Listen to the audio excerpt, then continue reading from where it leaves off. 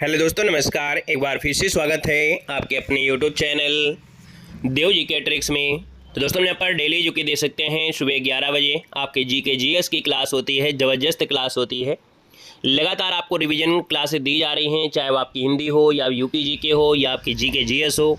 जल्द यहाँ पर आपको यहाँ पर करंट अफेयर की क्लासें है ना, आरओ की भी क्लासें स्पेशल आपको दी जाएंगी, जूनियर असिस्टेंट की भी क्लासें हैं। ऑल एग्जाम के लिए तो आपकी ये कॉमन सब्जेक्ट आपके हैं, GK GS, UP GK, Hindi, है ना। तो ये क्लास तो आपको कंटिन्यू रखना है, क्योंकि परीक्षाएं देखिए आपको मालूम है कि साल भर में एक ही बार आपको देने को मिलती हैं। यानी कि अगर आप फॉर्म इस बार अभी भरेंगे तो इसके बाद एक साल लगभग लग जाता है, और इसके बाद है ना। तो इसलिए क्या है ना कि आप लोग तैयारी कर लें और एक बार में ही आप जॉब लीजिए और अच्छे से मेहनत करिएगा, क्योंकि कंपटीशन बहुत ज़्यादा है ना। इसलिए यहाँ पर आप लोगों को मेहनत बहुत ज़्यादा करना पड़ेगा, मेहनत करना पड़ेगा। तो इसलिए डेली मेहनत करिए, डेली पढ़िए, डेली रिवीजन करिए।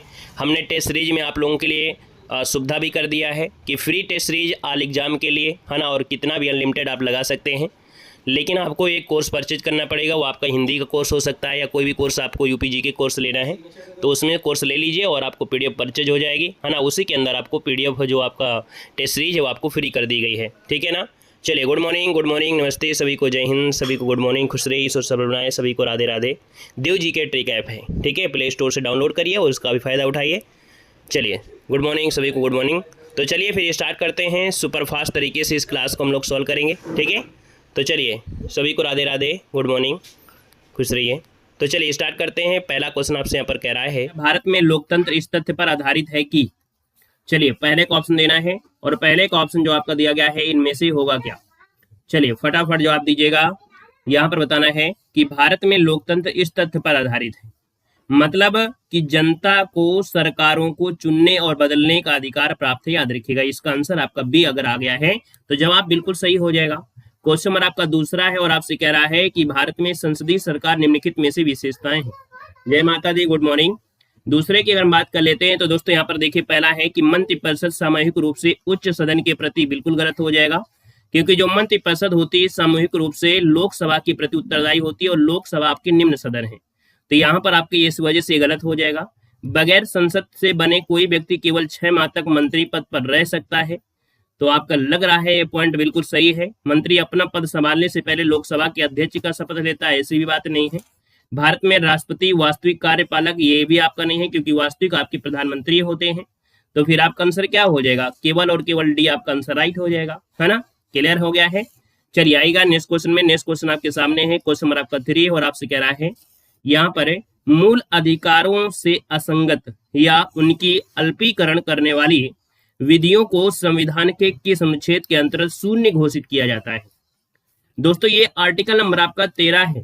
आर्टिकल नंबर जो आपका 13 है, इसके तहत जो मौलिक अधिकार होते हैं तो उनसे असंगत, उनका अल्पीकरण करने वाली विधियों को शून्य घोषित कर दिया जाता है। याद रखिए, भाग 3 में शामिल है। यहाँ पर अगला क्वेश्चन आपके सामने है और आपसे कह रहा है 4 नंबर में, भारत के संविधान में अंतर्राष्ट्रीय शांति और सुरक्षा की अभिव्यक्ति निम्नलिखित में से कहाँ उल्लेखित है। अंतर्राष्ट्रीय शांति और सुरक्षा का जो उल्लेख किया गया है वो आपके किस में किया गया है, तो जो संविधान के राज्य के नीति निर्देशक तत्व हैं, नीति निर्देशक तत्व में अंतर्राष्ट्रीय शांति सुरक्षा, ऑप्शन नंबर आपका सी जिसका आ गया बिल्कुल राइट हो जाएगा। और आर्टिकल नंबर आप पूछे तो आपकी 51 में, है ना, आर्टिकल नंबर आपकी 51 में इसका वर्णन है। यहाँ पर आगे बढ़ते हैं। क्वेश्चन आपसे अगला पूछा गया है 5 नंबर आपसे कह रहा है कि प्रथम पृथ्वी सम्मेलन कहाँ पर आयोजित किया गया था। प्रथम जो आपका पृथ्वी सम्मेलन है इसका आयोजन जो किया गया था वो आपके रियो डी जेनेरियो में किया गया था। कहाँ पर किया गया था, रियो डी जेनेरियो में किया गया था और शीत युद्ध के बाद किया गया था। और ये आपके देखा जाए तो 1992 में किया गया था। तो इसका जो आंसर है वो आपका बी अगर आ रहा है तो आपका जवाब बिल्कुल सही हो जाएगा।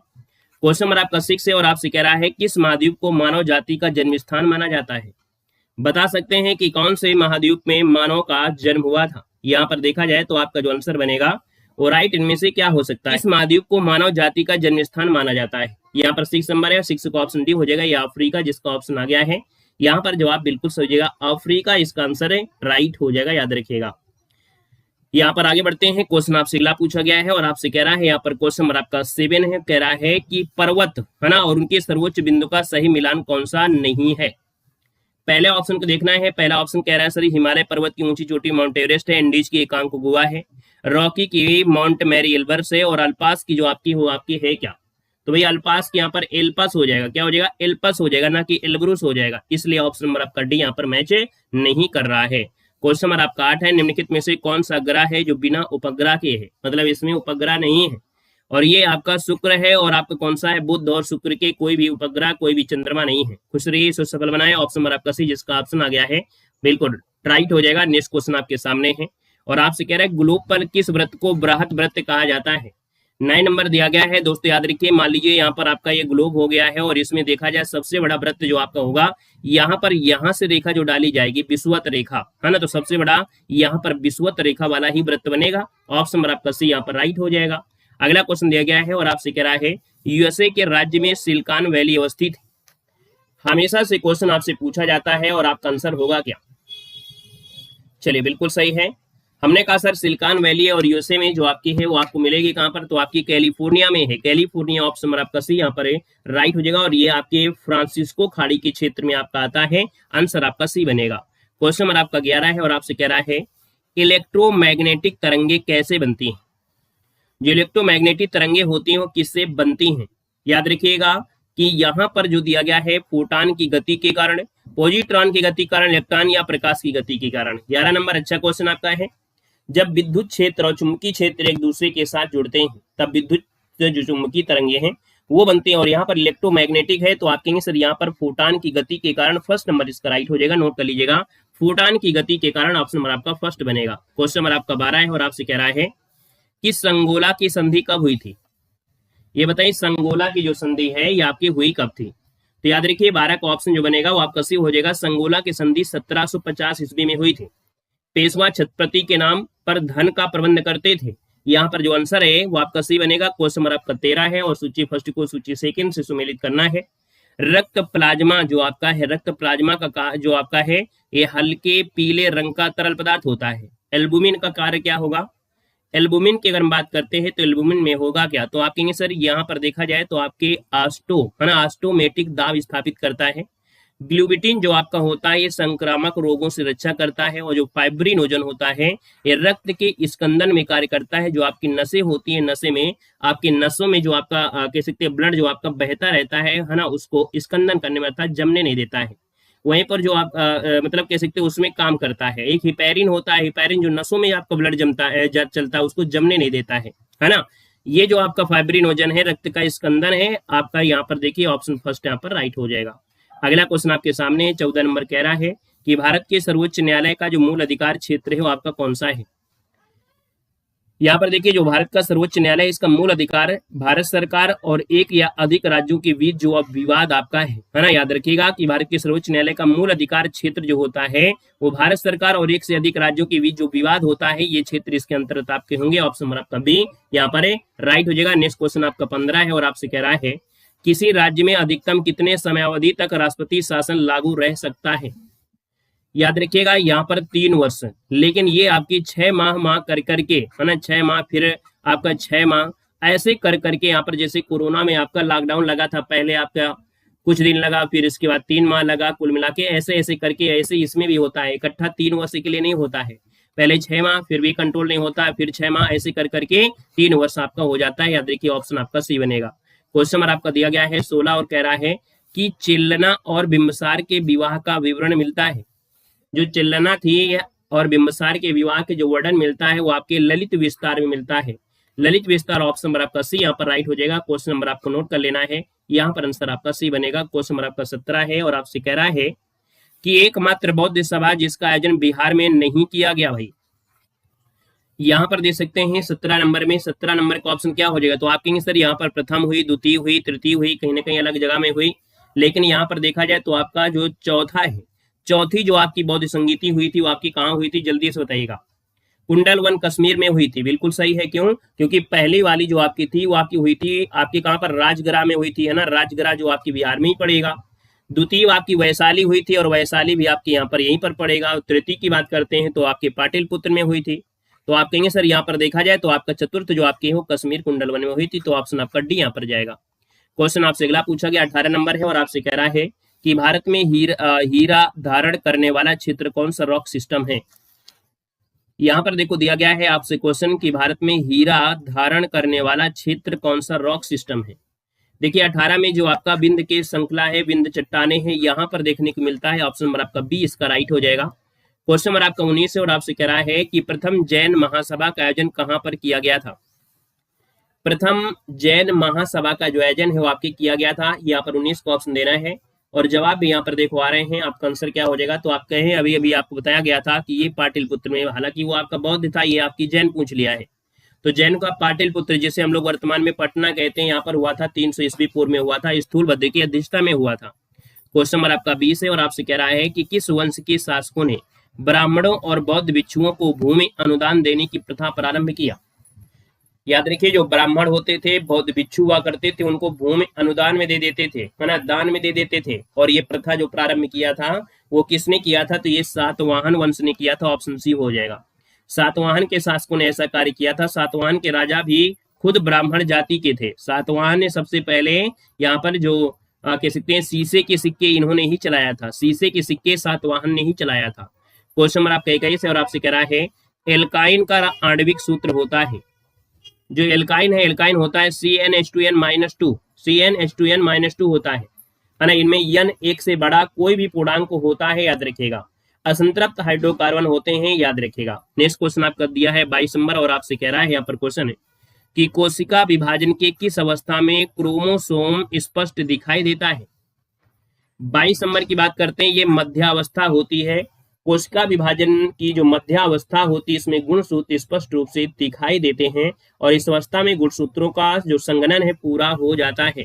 राइट आंसर आपका बी जाएगा। क्वेश्चन नंबर आपका 23 है और आपसे कह रहा है गुरुत्वाकर्षण नियतांक जी का जो विमीय सूत्र होता है वो क्या होता है। गुरुत्वाकर्षण नियतांक जो आता है, इसका विमीय सूत्र आपसे पूछा गया है। याद रखिएगा, जी द्रव्यमान की विमा 1 होती है, लंबाई की 3 होती है और समय की होती है 2, अर्थात एम इनवर्स एल की घाते 3 और टी की घाते -2, मतलब ऑप्शन नंबर आपका बी यहाँ पर जो ऑप्शन आ गया है, यहाँ पर जवाब बिल्कुल सही हो जाएगा।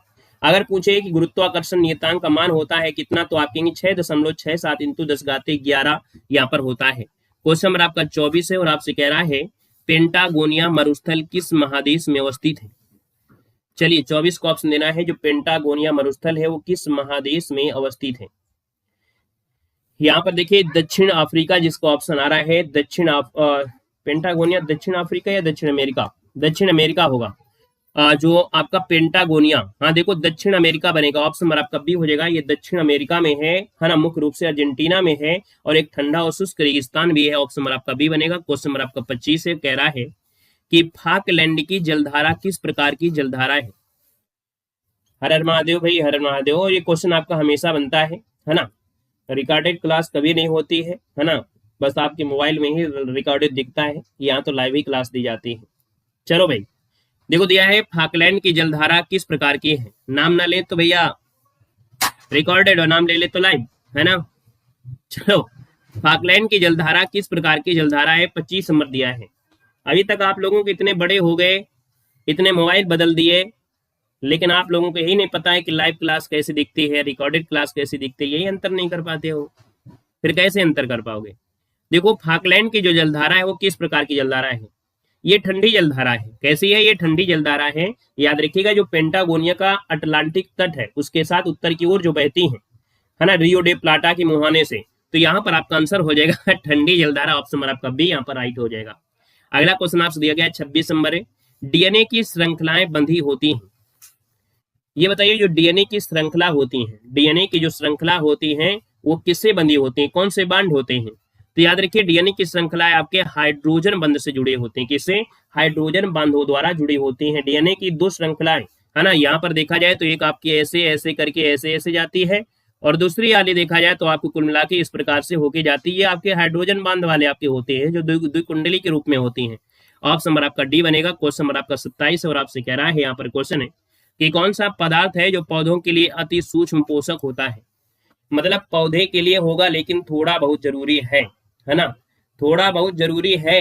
यहाँ पर बोरान की जरूरत होती है ना, बोरान की जरूरत होती है, तभी यहाँ पर जो आपकी खादें वगैरह आती है तो बोरान के अलग से उसमें से मिलावट होती है। इसके लिए बहुत ज्यादा जरूरत नहीं होती है, थोड़ा बहुत जरूरत होती है।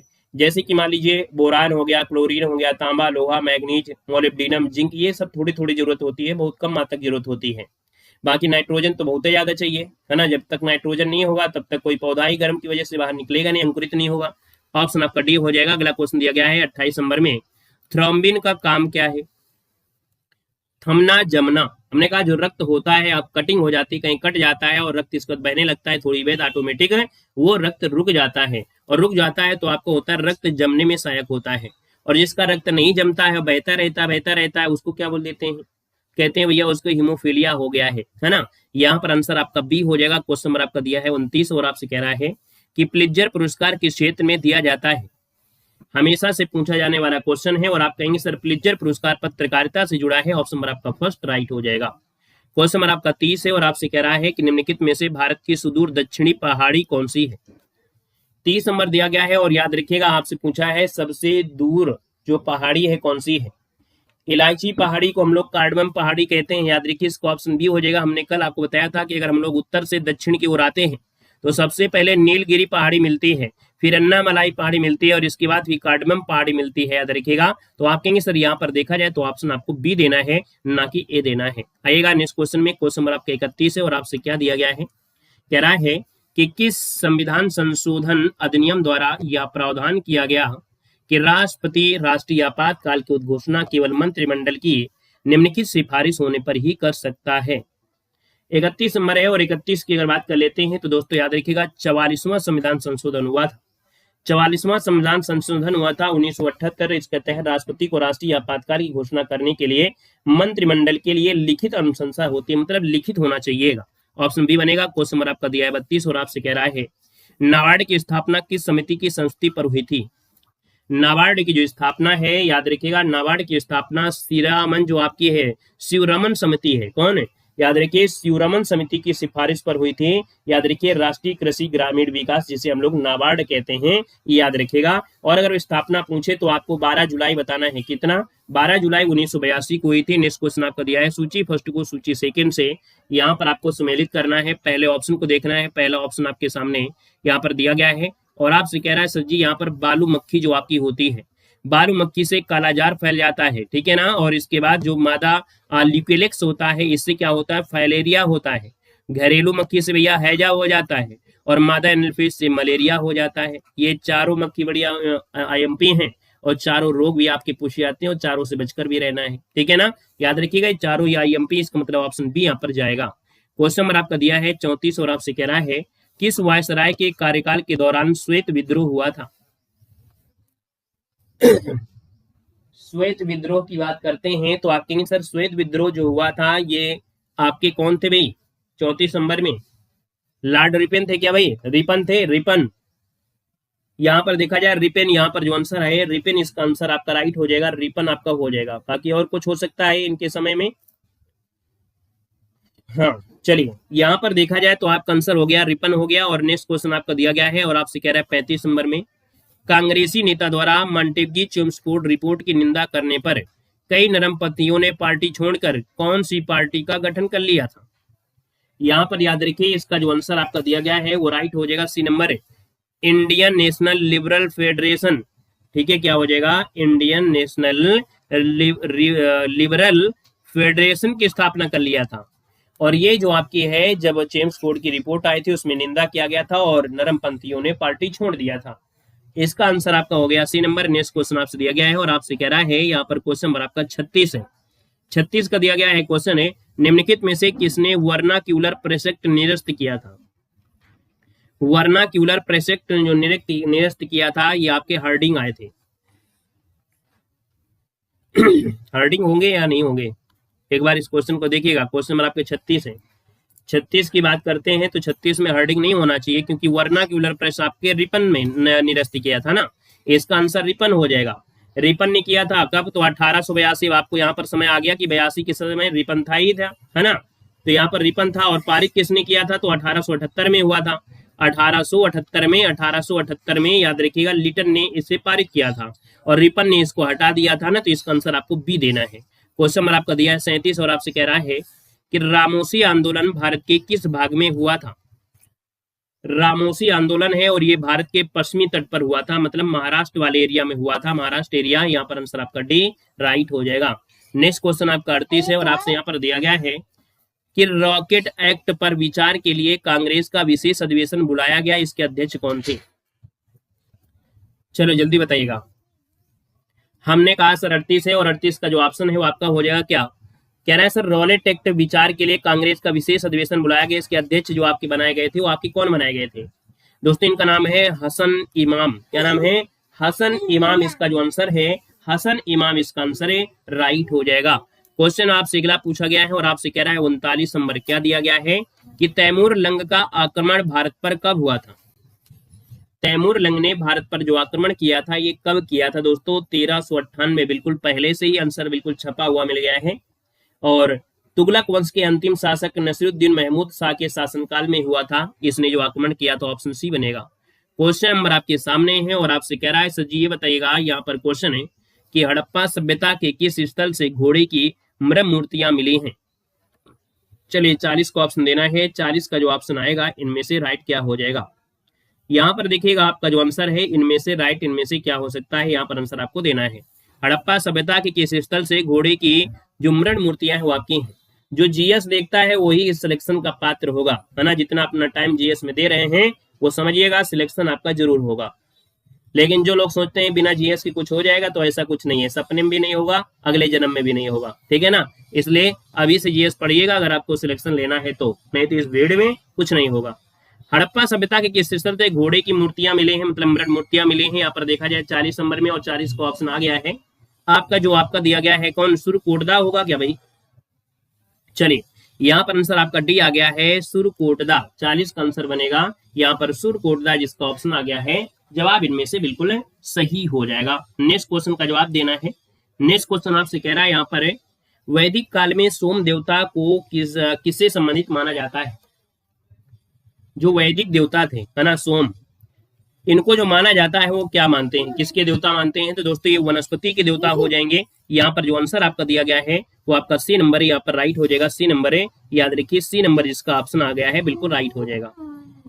एक मिनट, क्या हुआ पेन को भाई? चुप चुप रहो।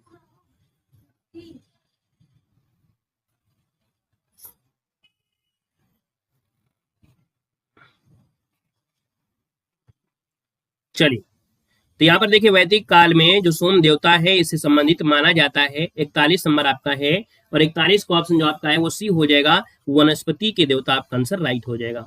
क्वेश्चन नंबर आपका 42 है और आपसे कह रहा है जैन धर्म के तीसरे तीर्थकर कौन थे?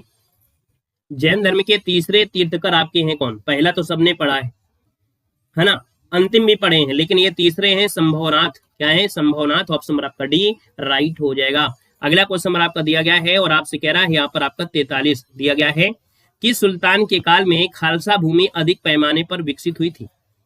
बताएगा कि किस सुल्तान के काल में जो खालसा भूमि है अधिक पैमाने पर विकसित हुई, और ये विकसित हुई अलाउद्दीन खिलजी का नाम आपने सुना होगा। अलाउद्दीन खिलजी के समय खालसा भूमि का विकास हुआ था, याद रखिएगा। खालसा भूमि शाही भूमि थी जिसमें केंद्र सरकार सीधे नियंत्रित करती थी। अगला क्वेश्चन दिया गया है 44 है और आपसे कह रहा है कि तबकात ए नासरी के लेखक कौन है? दोस्तों याद रखिएगा इनका नाम है मिनहास उस सिराज। मिनहास उस सिराज, ऑप्शन नंबर आपका सी राइट हो जाएगा। अगला क्वेश्चन दिया गया है 45 दिया गया है हीमोसाइटोमीटर का प्रयोग किसके लिए किया जाता है? दोस्तों याद रखिएगा हीमोसाइटोमीटर है और ये रक्त कोशिकाओं की गिनती के लिए होता है ना। याद रखिएगा रक्त कोशिका की जो गिनती होता है उसके लिए किया जाता है। ऑप्शन नंबर आपका सी यहाँ पर राइट हो जाएगा। क्वेश्चन नंबर आपका दिया है 46 और आपसे कह रहा है कि एक डायनेमो जिसे बिजली उत्पन्न करने के लिए जाना जाता है वास्तव में क्या कार्य करता है? चलो बताइएगा। यहाँ पर 46 है और 46 की अगर बात कर लेते हैं तो आप कहेंगे सर ये जो आपका होता है आयन का स्रोत नहीं होता है, विद्युत परिवर्तन का स्रोत है, ऊर्जा का कन्वर्टर है, इलेक्ट्रॉन का स्रोत है। यांत्रिक ऊर्जा को विद्युत ऊर्जा में परिवर्तित कर देता है ना। तो ये आपके चुंबकीय प्रेरण सिद्धांत पर कार्य करता है। तो इसका मतलब है यहाँ पर बोलेंगे एक ऊर्जा का परिवर्तन दूसरे ऊर्जा में कर देना। यहाँ पर देखो विद्युत परिवर्तन का स्रोत पूछा गया है, लेकिन हमने कह रहे हैं ऊर्जा का ये कन्वर्टर कौन सा? तो आप कहेंगे सर ये बेस्ट आंसर है, क्योंकि ऊर्जा है वो ऊर्जा कैसी भी हो सकती है, जरूरी वो विद्युत ऊर्जा में आपकी हो, जरूरी विद्युत ऊर्जा नहीं। तो हम लोग ऊर्जा का कन्वर्ट कर देता है, इसका आंसर आपको सी देना है। क्वेश्चन नंबर आपका दिया है 47। यदि 100 वाट के बल्ब प्रतिदिन 10 घंटे जलाए जाएं तो प्रत्येक दिन कितने यूनिट विद्युत ऊर्जा व्यय होगी। याद रखिएगा, अगर 100 वाट का कोई बल्ब है और 10 घंटे जलाया जाता है तो भैया दोनों को गुणा करेंगे तो 1000 वाट 1000 निकलेगा, और 1000 में बोलेंगे 1 यूनिट। यहाँ पर फर्स्ट नंबर आपका आंसर है, यहाँ पर राइट हो जाएगा। तो जिसका ऑप्शन आ गया है यहाँ पर फर्स्ट नंबर बिल्कुल सही हो जाएगा, ठीक है ना। 1 किलोवाट घंटा मतलब 1 यूनिट, इसी को हम लोग ये बोल सकते हैं 1 किलोवाट घंटा। 1 किलोवाट घंटा बोल सकते हैं, इसी को हम लोग 1 यूनिट भी बोलते हैं। अगला क्वेश्चन दिया है 48 और आपसे कह रहा है कि कार्बन डेटिंग का प्रयोग किसकी उम्र निर्धारित करने के लिए किया जाता है। याद रखिएगा, ये जो आपका है वृक्षों की है, पृथ्वी की है, फॉसिल्स की है और चट्टानों की है। भाई यहाँ पर देखा जाए तो ये भी क्वेश्चन बड़ा लाजवाब है कि जो कार्बन डेटिंग का प्रयोग करते हैं वो किसकी उम्र के निर्धारण के लिए किया जाता है।